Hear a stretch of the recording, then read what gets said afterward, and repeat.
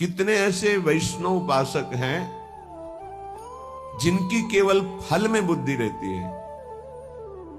इनको अपने घर ले जाए, इनको खवा दे तो हमें ये फल मिलेगा, इनको ऐसा करे तो ये हमें लाभ मिलेगा। और लाभ का जहां नाश हो रहा है वास्तविक, उसका सुधार नहीं है। अंधा बटे पड़ा चबाए, अपराध खाता जाता है और वो सोचता है मैं साधन संपन्न हो रहा हूं। जिनके कानों में शब्द पड़ रहे हैं भागवती, उनको संभलना चाहिए। अपने इष्ट की अनन्यता ही बेड़ा पार करेगी। तुम्हारे साधन बल में इतनी ताकत नहीं है कि इस महान भव समुद्र से पार हो जाओ। आचार्य चरण कह रहे हैं, क्वाहम मूढ़मति क्व नाम परमानंद सारम। मैं मूढ़मति, कहां परमानंद का सार राधा नाम। वो अपने को मूढ़मति समझ रहे हैं। आप इतने विद्वान बुद्धिमान हैं, साधन से वस्तु प्राप्त कर लेंगे, तो हम फिर साधन क्यों करें? असाधन मिटाने के लिए। साधन नहीं करोगे तो असाधन बनेगा। लाभ किससे मिलेगा? प्रियालाल की कृपा से, आश्रय से। बात समझना है बड़े महापुरुषों की, बहुत जल्दी लाभ हो जाएगा। ये समझ में नहीं आती सबके। बिगड़ी जन्म अनेक की अब ही सुधरे आज, हो ही राम को, हो गया हमारा काम। भगवत प्राप्ति पक्की होगी, हो ही राम को।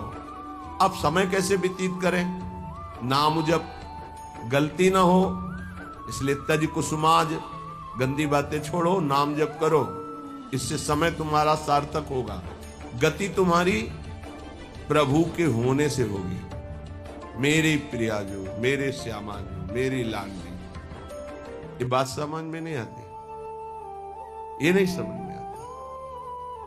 दान पुण्य समझ में आएगा, तीर्थ स्नान, परिक्रमा, साधु सेवा, ये समझ में आएगा, क्योंकि इससे मुझे लाभ मिल रहा है। क्या?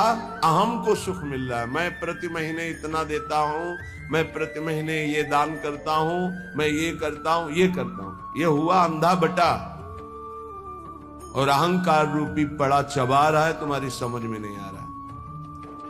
खाली हाथ मलिनता की मलिनता बनी रहेगी। जिनको कृपा का परिचय मिला, वो करे सबे अंग गुणहीन हो। देख लो, नित्य विहार रस की रचना करने वाले महापुरुष कह रहे हैं, जो सर्वोपरि रस के ज्ञाता हैं, वो कह रहे हैं सबे अंग गुणहीन हो, ताको जतन न कोई, एक किशोरी कृपाते, जो कछु होई सो होई। समस्त साधनों से हीन हूं, कोई देवी संपदा का कोई गुणाभिमान नहीं। कैसे महापुरुष है? सबे अंग गुणहीन। मुझ हीन की गति तो केवल लाडली जू है, लाडली जू की कृपा है बस। सो कृपाति सुलभ नहीं, ताको कौन उपाय, चरण शरण हरिवंश की सहज ही बनो बना। वो भी कृपा ऐसे सुलभ नहीं होती किशोरी जी की। बोले हमारा तो सब सहज बनाव बन गया, हित सजनी स्वरूपा हरिवंश महाप्रभु की शरण मिल गई, तो श्री हरिवंश कृपा हुई, तो लाडली जी की कृपा बरसने लगी। किसके ऊपर? जो सबे अंग गुणहीन हो, किंचन मात्र अहंकार में। प्राय हम देख रहे हैं कि अहंकार की धरा में जिससे अहंकार पुष्ट हो, वो कार्य करने में सुख मिल रहा है अंतःकरण को। ध्यान से देखिएगा तो आपको परिचय मिल जाएगा। मैं ये कर रहा हूं, मैं ये करूंगा, मैंने इतना जपा, मैं इतना जपूंगा, ये अहम अंदर जो है वो सुखानुभूति दे रहा है, वो साधना की। और महान प्रेम रस प्राप्ति के लिए साधन सुख का नहीं, आश्रय सुख का रसास्वादन होता है। साधन तो आश्रित से ऐसा होता है कि अहंकारी से हो ही नहीं सकता है। 5 मिनट में जो आश्रित का भजन होगा वो 5 घंटे अहंकारी करे तो भी नहीं पहुंच सकता। आर्त भाव से द्रवित हृदय से 5 मिनट तन्मय होकर जो उसका भजन हुआ, उसकी बराबरी अहंकारी 5 घंटे क्या 5 दिन करे तो बराबरी नहीं कर सकता। आश्रय समझ पा रहे हो भगवत कृपा से तो समझ लीजिए, हृदय से आश्रय। समय व्यतीत करने के लिए नाम जप। हम आश्रित हैं, इसके लिए पवित्र रहना अनिवार्य है। तो कोई हमसे गंदी बात, गंदी क्रिया, गंदी सोच, गंदे लोगों का संग न बन जाए, ये सावधानी। तब जाके उपासक के हृदय में भगवदानंद स्फुरित होता है। ये सब बहिर्मुख अपनी केवल अहंकार की वृत्ति को पुष्ट करके साधना का अहम रख करके परम पद प्राप्त करना कदापि नहीं। अंतर्मुख होकर देखो, कृपा के बिना एक क्षण भी तुम नाम जप नहीं कर सकते।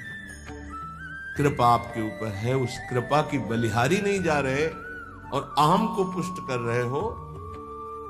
बहुत सावधानी, अंदर का विषय अगर इसे सुधारोगे नहीं तो बहुत लंबा समय चला जाएगा,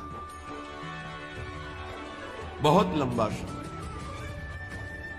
बाहरी वेश परिवर्तन से, बाहरी स्थान परिवर्तन से कोई फर्क नहीं पड़ता मन में, अहंकार में, दोषों में। जब तक हमारा चिंतन परिवर्तित नहीं होगा तब तक बात नहीं। अहम युक्त चिंतन मूढ़ता को धारण करता है। मूढ़ पुरुष कभी परम पद का अधिकारी नहीं होता। दैन्य भाव प्रियाजू को अत्यंत प्रिय है और ये अहम नष्ट होकर दैन्य आना केवल गुरु कृपा से होता है। एक है,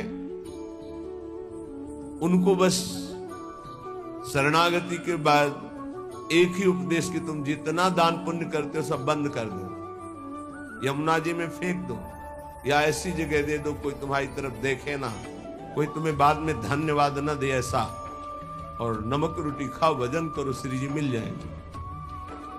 और वो सम्मान प्रिय जीवन तो हमको बर्दाश्त नहीं। और सार्वभौम सत्संग हो रहा किसी व्यक्ति के लिए नहीं, वो तुम्हारे अंदर की कमजोरी को दूर कर रहा है, उस कमजोरी को मार रहा है जो तुम्हारे भजन को खा रहा है, तुम्हारे भजन को छीन कर रहा है। और वह अहंकारी चोरों को संभाल के हृदय में रखता है और सत मार्ग की वृत्ति से दूर हो जाता है। वो समझ नहीं पाता, वो संत वाणी को, गुरु वाणी को अपना विरोधी समझता है और अपने विरोधी काम, क्रोध, अहंकार, मोह, मद इनको मित्र समझता है। इनको बचाने के लिए सत्संग रूपी प्रहार से बचा देता है। नहीं, इतने प्यारे इन दोषों को हम कैसे निकाल सकते हैं?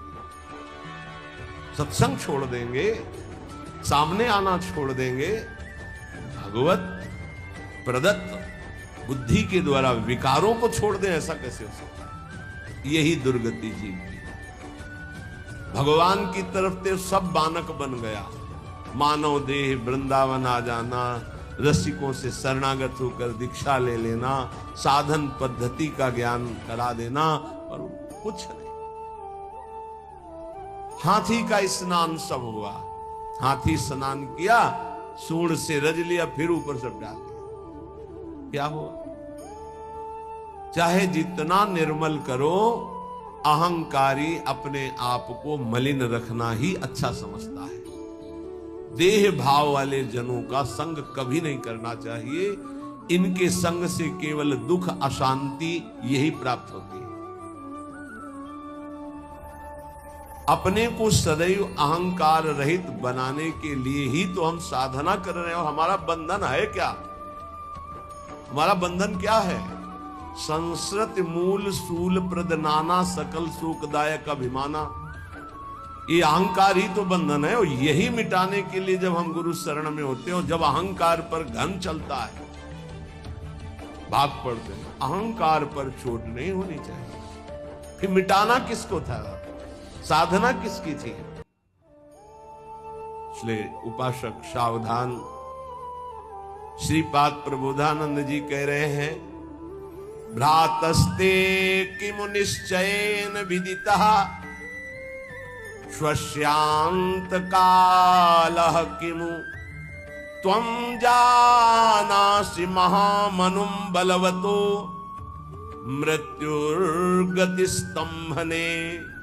मृत्युस्तत्करणं प्रतीक्षत इति त्वं वेत्सि किं वा यतो बारंबारमसंक एव चलसे वृंदावनादन्यतः। भ्रातस् ते किम निश्चयेन विदितः स्वस्यांत कालः किम। ए भाई, क्या तुम जान गए हो कि तुम्हारा मृत्यु का समय कब है? तुम निश्चित जानते हो? तो उत्तर आएगा नहीं जानता। तो फिर तुम बलवान मृत्यु की रोकने की गति क्यों नहीं प्राप्त कर रहे? जहां तुम्हें मृत्यु छू न सके ऐसी स्थिति में क्यों नहीं पहुंचना चाहते हो?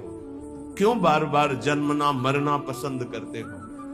अर्थात इस भयावह दुखालय संसार से तुम मुक्त होने का उपाय क्यों नहीं कर लेते हो?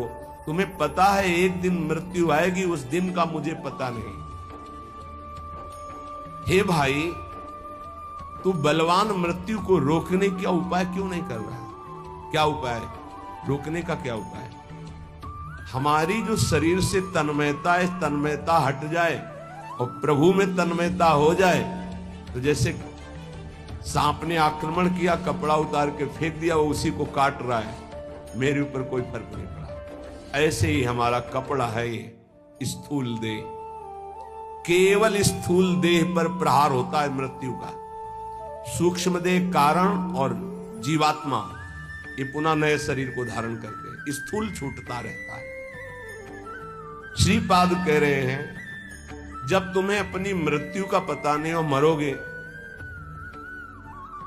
तो तुम उपाय क्यों ऐसा नहीं कर लेते जिससे मृत्यु तुम्हें स्पर्श न कर पावे? जब तुम्हारी मृत्यु होगी तो तुम्हारा कुछ नहीं होगा इस मृत्यु लोक का। तो अपनी श्वासें ऐसी जगह क्यों नष्ट कर रहे हो जहां कुछ तुम्हें नहीं मिलेगा? कई बार प्रार्थना की है, मानो आपको एक ऐसे देश भेजा जाए जहां बहुत सब सुविधाएं मिल जाएंगी, खूब भोग भोगो, रुपया पैसा मकान सब, लेकिन वीजा है आपका, उसके तिथि तारीख पूर्ण होने पर आपको तुरंत वापस बुलाया जाएगा। जब वहां से वापस बुलाया जाएगा तो कुछ नहीं, कपड़ा भी उतरा लिया जाएगा। बोलो, ऐसे देश में रहना पसंद करोगे जाना? विचार करके देखो, कपड़ा भी उतरा लिया जाएगा, फिर देश से बाहर निकलो। चाहे जितना पुत्र पुत्री परिवार, रुपया पैसा, गाड़ी घोड़ा मकान सब एकत्रित कर लिया, लेकिन जब उस देश का वीजा खत्म होगा तो कपड़ा भी उतरा लिया जाएगा और आपको भगा दिया जाएगा। बोलो, ऐसे देश में रहना पसंद करोगे, राजी रहोगे? सब कोई कहेगा नहीं। तो ऐसे ही देश में तो रह रहे हो, इसी देश में रह रहे हो, इसका नाम मृत्यु लोक है। हर सुविधा, हर विधान, हर आपका किया हुआ संकल्प, कार्य, सब का सब आपका यहीं रह जाएगा। ये कपड़ा भी उतरा लिया जाएगा, स्थूल शरीर भी यहीं भस्म कर दिया जाता है, इसको भी नहीं ले जा सकते, छोड़, इसको भी छोड़ करके सूक्ष्म शरीर, कारण शरीर और जीवात्मा, ये पुनः आगे पुनरपि जननम पुनरपि मरणम पुनरपि जननी जठरे शयनम। आप विचार करो कि आप बुद्धिमान हो। यदि परम कृपालु प्रभु का आश्रय लेकर नाम जप नहीं कर रहे और विषय भोगों में, नाना प्रकार की धन संपत्ति में, नाना प्रकार के व्यवहार बढ़ाने में अपना समय नष्ट कर रहे हो, तो तुमको ये ध्यान रखना चाहिए कि तुम इस देश में हो, मृत्यु लोक में हो, जहां से भगाया जाएगा वीजा खत्म होने पर, श्वास पूरी होने पर। तो आपका शरीर भी आपके साथ नहीं होगा, कपड़ा तक उतरा लिया जाएगा। ये शरीर हमारा कपड़ा है, वशांश जीर्णानि यथा विहाय, इसे कपड़ा ही कहा है भगवान ने। क्या बुद्धिमान हो तुम, इतना दिव्य मानव देह मिलने के बाद कमा के क्या जा रहे हो? पाप और पुण्य की पोटरी लेकर फिर वही दुर्गति। इसलिए भाई, मृत्यु तुम्हारा इंतजार नहीं कर रही। भाई बेटी का ब्याह रहेगा, पूरा कर ले तो हम थोड़ा भी, या थोड़ा अमुक कार्य रह गया, नहीं, तत्काल प्रहार करेगी, बस समय आने दो। चाहे वो पुण्यात्मा हो, चाहे महात्मा हो, चाहे दुरात्मा हो, सबके ऊपर उसका प्रहार होता है। पर महात्मा अपनी स्थिति इतनी ऊंची उठा लेता है कि मृत्यु जनित उसको दुख नहीं होता। जैसे मत वाले हाथी के गले से फूलों की माला कब टूट के गिर गई पता नहीं चलता, ऐसे भगवत प्राप्त महात्मा का शरीर कब छूट गया उसको कोई पता नहीं, क्योंकि हर समय जिसमें रमण कर रहा था वो उसी में रमण करता है। शरीर एक स्वप्न की तरह छूट गया। इसलिए मेरी प्रार्थना मान ले ध्यातस, ए भाई, बारंबार असंख्य चल से वृंदावनादन्यतः। वृंदावन, प्रिया प्रीतम, प्रेमी जन, भगवान नाम, इनको तू छोड़कर बार बार अन्य चिंतन करता है, अन्य क्रियाएं करता है, अन्य बातों में मन लगा रहा है। तुझे डर नहीं लग रहा कि तेरी मृत्यु होने वाली है? बहुत भयावह संसार है, बहुत भयावह। क्योंकि आपको भुलावे में डाल दिया गया, इसलिए आपको ऐसा नहीं लग रहा। यहां प्रति मिनट, प्रति सेकंड ऐसे सावधान है जैसे युद्ध क्षेत्र में चारों तरफ से बाण चल रहे हो और वो महारथी अतिरथी वीर अपने को बचाते हुए निकल रहा हो, ऐसे चला जा रहा है। एक एक सेकंड सावधान, नेत्र खुले हर समय, मंत्राकार वृत्ति, कभी भी शरीर छूट सकता है। क्यों? क्योंकि पता है ऐसी स्थिति आपको एकदम भुलावे में डाल दिया गया है। आपके पास वो पार्षद नहीं है जो आपको सावधान करे। बड़ी कृपा है जिनको भगवान ने ऐसी बुद्धि दे दी, ऐसी विवेक दे दिया, यहां से चलना है, रहना नहीं, देश बिराना है। सबसे सबकी सेवा करो, सबको प्यार करो। वो प्यार, वो सेवा एकमात्र भगवान के प्रेम के लिए, भगवान की प्राप्ति के लिए। खूब धन कमाओ, धर्म पूर्वक दूसरों को सुख पहुंचाओ और उस सुख को भगवान के चरणों में समर्पित करो, तो सुख सिंधु भगवान तुम पर प्रसन्न हो जाएंगे, मृत्यु पर तुम विजय प्राप्त कर लोगे। ए भाई, बार बार धाम छोड़कर, नाम छोड़कर, प्रिया प्रीतम को छोड़कर संसार का चिंतन करते हो, पता है किसी भी श्वास में तुम्हारे ऊपर मृत्यु का प्रहार हो जाएगा। इसलिए कृष्णानंद रसाम्बुधे परतरम सारम विचित्रोज्ज्वला कारम पारगतैरपि श्रुति शिरो वृंदस्य नेक्षम मनाक् श्री वृंदा विपिनम सुदुर्लभतरम प्रत्यासमासाद्य भो क्षुद्रासा कुपिशाचिका वशगतो वम भ्रम्यसे किम बहि। ए भाई, यदि वृंदावन तुम्हें आने को मिल गया, वृंदावन का एक भी घंटे आपने वास स्वीकार किया, यहां रहे एक घंटे और नाम जप कर लिया, या सत्संग सुन लिया, या बिहारी जी के दर्शन कर लिए, उज्ज्वलाकार श्रेष्ठतम सार अर्थात महाप्रेम प्राप्ति के लिए तुमने कमर कस ली, थोड़ा समय भी वृंदावन में व्यतीत किया तो कृष्णानंद रसाम्बुधे परतरम सारम विचित्रोज्ज्वला। ये धाम कृष्णा श्री स्वामिनी जी का नाम, प्रिया जी का नाम कृष्णा भी है। कृष्णानंद रसाम्बुधे, प्रियालाल के अद्भुत आनंद रस का समुद्र वृंदावन है। यदि आप थोड़ा भी रह गए तो आपका मंगल हो जाए। सत्संग जो सुनते उनके जीवन का कैसे परिवर्तन हो रहा है, ये भगवत कृपा से दर्शन करने को मिलता है। पर दीपक तले अंधेला, ये जरूर कहावत सार्थक नजर आती है। दूर से सुनकर परिवर्तन इतनी जोर का होता है, पर नजदीक में ये समझ में नहीं आता। धाम वास करते हैं तो इनको इतना कुसंग का प्रभाव पड़ जाता है कि सत्संग फीका हो जाता है, और कुसंग में रहते हैं और सत्संग का इतना प्रभाव कि कुसंग का त्याग करके वो भगवत मार्ग में आगे बढ़ रहे हैं। कल एक सज्जन जीवन में ऐसे ऐसे ऐसे बोले, आपने कहा कि धाम आए, 3 दिन रुके, पहले दिन जल पान करे, दूसरे दिन फल, तीसरे दिन एक बार अन्न, वही कर रहा हूं, धाम आया हूं, ऐसा ऐसा ऐसा बड़ा सुख मिलता है। धृष्टता की हद हो गई है। जीव जानबूझ, जैसे मल का कीड़ा, विष्ठा का कीड़ा, उसे अमृत कुंड में डालना चाहो तो वो अपने को बुरा मानता है और वो सोच रहा है ये हमारा अहित कर रहा है, मुझे विष्ठा क्यों नहीं मिल रहा। ऐसे ही विषय का कीड़ा बना हुआ जीव विषय में कूदना चाहिए। प्रभु के आश्रित होकर अगर वैराग्य मार्ग में कदम रखा है तो रुपया प्राप्ति का उपाय नहीं रखना चाहिए। ध्यान रखना, नहीं बहुत कुछ हो सकता है। माया आपको पुनः उसी जगह स्थापित कर देगी जहां से निकलना चाहते हो।